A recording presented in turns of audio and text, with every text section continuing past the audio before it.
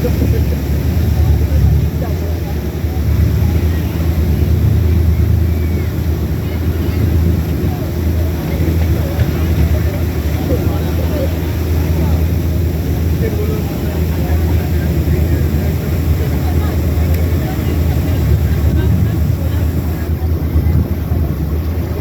just coming up, last 10 building with the black plaque on the left side, USS Midway's Aircraft Restoration Station.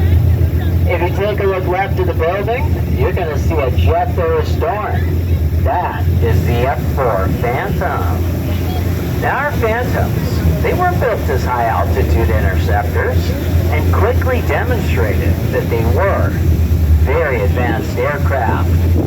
They established over a dozen world speed, altitude, and time to climb records. What also made them very unique, they carried no internal cannon, but relied on radar-guided missiles for offense using advanced sensors and weapon systems. But they also served for over 2 decades as both the Navy and Air Force's premier air superiority fighter from the 60s to the 80s, but also flew with the Blue Angels and the Air Force Thunderbirds, then replaced by the F-14 Tomcat. And we are just passing by another really nice fishing pier. Although that one, it is part of the Naval Air Station. But if you'd like to fish there, all you have to do is just join the military.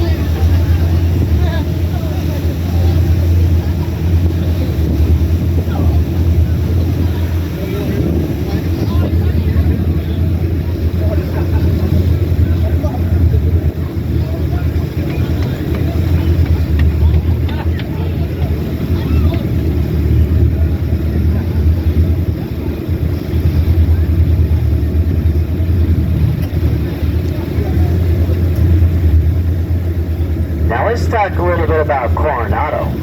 So it is one large land area. Well, it wasn't always that way. See, Coronado used to be split by a shallow lagoon, which is called the Spanish Bight. Now you could find the Spanish Bight in between here and the Hotel Well.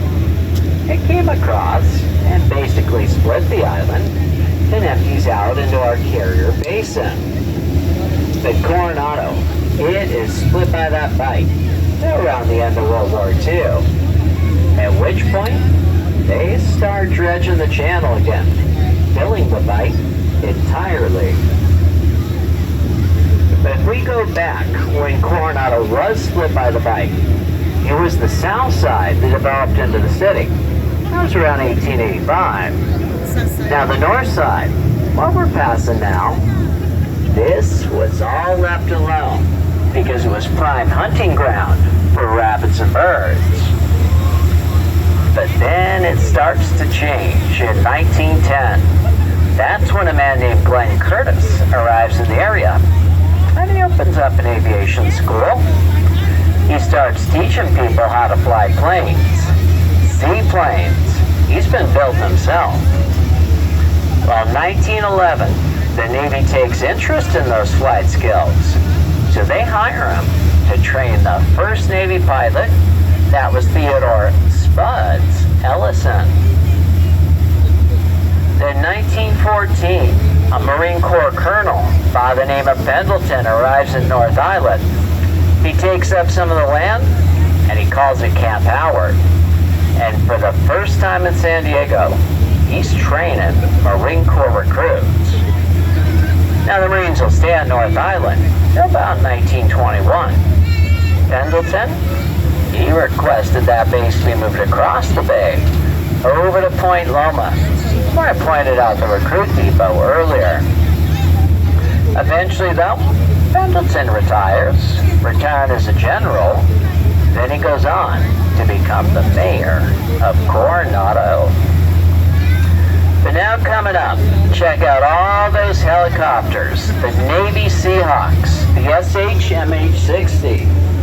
They're a very multi-purpose aircraft, because in the Army, You probably know them as the Black Hawk, Air Force Pavehawk, Marines, White Hawk, and Coast Guard Jayhawk.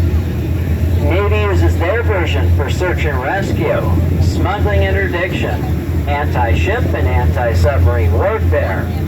They can also be used to extend the range of a ship's radar capabilities.